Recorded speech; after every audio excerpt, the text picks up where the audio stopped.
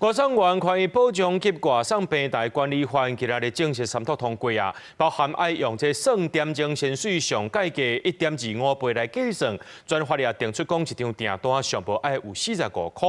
不过外界也烦恼讲，这随专法若准推动了后，这钱拢爱由这消费者来负担。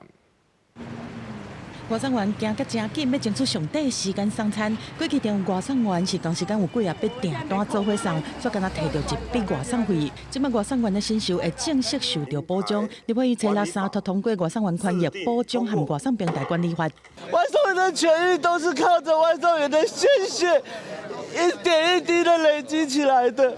我们真的非常的激动，我们争取了6年，总算有基本的这样子的法规可以过。 外送专法拢总28条，重点放伫3大面向，除了保障外送员的权益，嘛保障消费者的权益，强化资讯透明、交易的安全和正义的救济等等，对合作商家的权益，嘛明确写出费用和抽成。针对新制特调订单基本的报酬，免得袂当比上价工资时薪的1.25倍搁较低，以2016年上价工资196块来算，换算做每分钟薪资4.1块，以这段时间平均11分来算，特调订单上价保障金额45块。 当然会担心的，会叫还是会叫，就是减少那个次数而已。安全啊，各方面其实都是蛮危险的。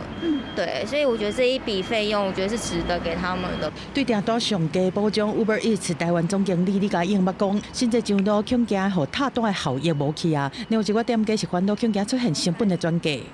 那也没办法，可能就要涨价吧。我们都有签合约，照理来说，他们要提高都要跟我们另外再签合约。对，所以那个是不用担心的。Uber Eats 回应讲尊重立法的流程，但是对外送员、商家、消费者产生连带影响。副片代表示讲会启动各项营运的模拟，而且持续和各方来沟通，因应有可能的产业变动和市场的冲击。 重要的补充的一些规范的事项，我们也会在那个细则里面呢去明定。那我们会在这6个月当中呢，都赶快把这些执法全部准备就绪，完成拟定。劳动部强调，新法会伫公布了6个月施行，较紧会同交通部和经济部这相关部会，做伙完成施行细节和主法的制定。过程中会征询平台业者、外送员工会和消费部团体的意见，帮助业者依法来调整营运的模式。记者综合报道。